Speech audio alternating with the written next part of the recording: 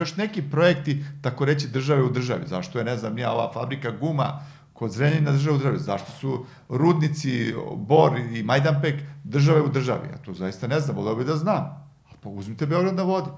Ja nisam, ja znate, od samog početka govorim, pa nije loše da Beograd ima tako nešto. Sad, da li je dobro, kako je rušen taj, ono što je bilo, stvarno je bilo ružno, slažem se ja tu.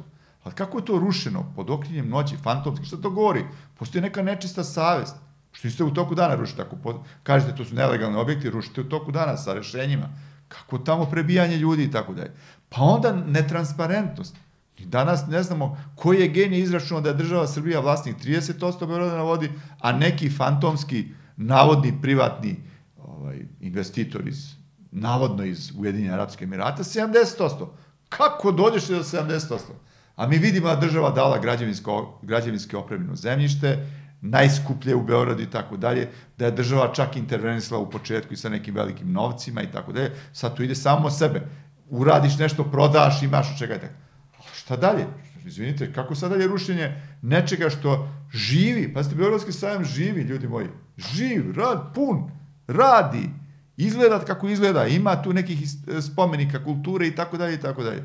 I sad vi rušite dalje, što? Nema veze. Pa kako, pa ne možemo, to je sad javni interes Republike Srbije i mi ne možemo da znamo ko radi tamo. Nema tendera za rad.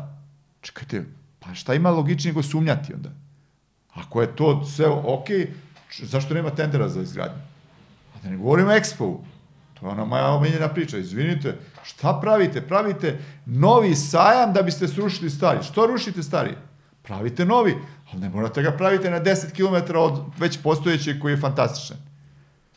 Izvolite, jug Srbije prazan, istok Srbije prazan, tamo nema ljudi, zadržite te ljude, to što je ostalo, ili naterajte ih da se vrate. Zašto pravite i nacionalni stadion tu?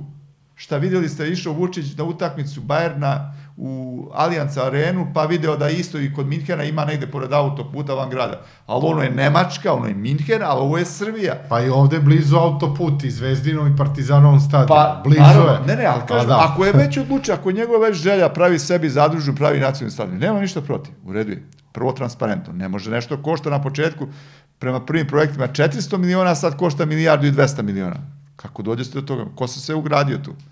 Ali može u Kragujevcu da se gradi. Kragujevcu, ja imam još... Evo, u Bosni i Hercegovini je, u Zenici je taj tamo igra stadion. reprezentacija, da. Nije to nacionalni stadion, ali tamo reprezentacija igra. Tako je, ne igra u Sarajevu, ne igra u Mostaru, ne igra u Banja Luci, jer je ne vole.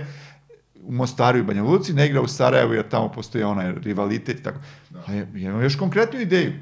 Znate, kad se pravi nešto tako veliko, spektakularno, kao što je novi sajam, izložbeni prostor koji će ostati kao neki sajam, tako. Kad se pravi nacionalni stadion, mora ispunjava neke kriterijume. To traži i FIFA i UEFA. Naprimjer, blizina aerodroma.